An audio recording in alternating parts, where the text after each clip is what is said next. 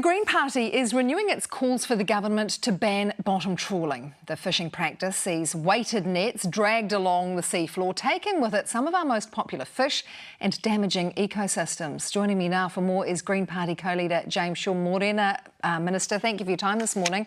It sounds invasive, sounds damaging. It'd be hard for the government to give more pushback to this, surely. I would have hoped so. I mean, the evidence is really building up that bottom trawling, particularly around those very sensitive seamounts, is very damaging for conservation. There's also some evidence to suggest that the activity of bottom trawling releases significant amounts of carbon dioxide from the ocean floor as well. And so that obviously makes it harder for us to continue in our fight against global warming. What other damage is it doing? Obviously, it's hauling some great fish for consumers, but what about the seamounts? Well, the seamounts are essentially the ecosystem within which the fish feed and live and reproduce. And so when damage occurs to those seamounts, it's not just a matter of taking the fish that are there, it's also a matter of destroying the habitat that they live in, meaning, of course, that there'll be less fish in the future. Minister, can we touch on the Global Ocean Treaty? There's some legal framework being worked on that. Are you across that? Can you update us? Yeah, look, this, as someone who's been a bit involved in trying to negotiate international treaties, it's moving very slowly, and you can see all around the world, countries are defending their own interests. But the principle, if we can get it over the line, is huge. The goal that we're aiming for is that a third of the ocean would be covered by marine protected areas. And so that would be incredible if we can achieve that. And so we are asking our government to take a very strong line in those negotiations as well. So how likely is that to happen, or is that going to be a very slow-moving feat?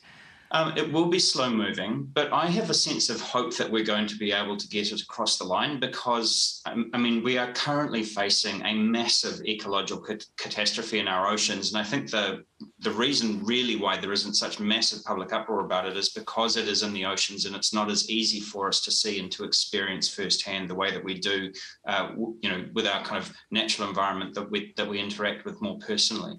But the fact is that the oceans are denuding of fish. We've got huge amounts of plastics building up and they are in an absolutely dire state. And I think awareness of that is now building to the point where international action is probably more likely than not. I want to chat ACC News this morning that the new framework is going to be introduced, essentially modernising the system.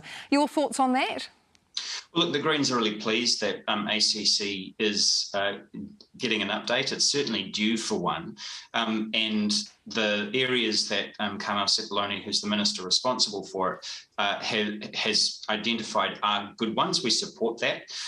We would like it to go further. So we'd like to have a conversation with her about the scope of the review. So there is a fundamental injustice in the system at the moment because it is a work-related scheme. People who are born with disabling kind of conditions don't receive the same kind of support as people who end up with similar conditions as a result of something in the workplace. So, for example, someone who has an accident in the workplace and ends up as a tetraplegic gets support through ACC, but someone who is born with a condition that means that they are also a tetraplegic doesn't. And so that is a fundamental inequity in the system as it's designed at the moment. And we'd like to take the opportunity to see if we can look at ways of expanding coverage so that it's available to all New Zealanders with those conditions. But Minister, does that come under the realm of ACC? ACC is an accident, is it not? Well, it is, but that's what we're saying, is that actually we need to take a look at the scope of it because there is, because it is a workplace-related scheme, it doesn't apply to people who haven't received that injury or that disability as a result of a workplace injury, and therefore you end up with kind of two classes of support in the country, and so fundamentally we think that is something that needs addressing. Is that the appropriate umbrella for something to come under like that, ACC though? Well, we would say yes, but the point is if there's going to be a review of ACC, why wouldn't you take the opportunity to ask that question and to say, look, if people are getting with the same kinds of conditions or similar conditions are getting two different standards of care in this country. If it's not an ACC, well, where should it be? You know, how do we handle it? Because at the moment, you've got people who are slipping through the cracks. Keep in mind that someone who's born with these conditions, of course, probably never works and therefore can't contribute to ACC and then can't receive compensation by that route anyway. So they're off to a disadvantageous start. Understand it's probably time for that conversation. We've seen a big shift in numbers and support for National recently and its leadership. How's the Greens' relationship with National? How would you describe it? Oh, I know where you're going with this. Look, we've always had. Where am I going with this? Well, how's your relationship with National? Every time these kind of numbers shift around, we get asked whether or not we would entertain the possibility of going into government with National. No, I didn't ask that. How's your relationship with National? Well, the relationship with Christopher Luxon is good.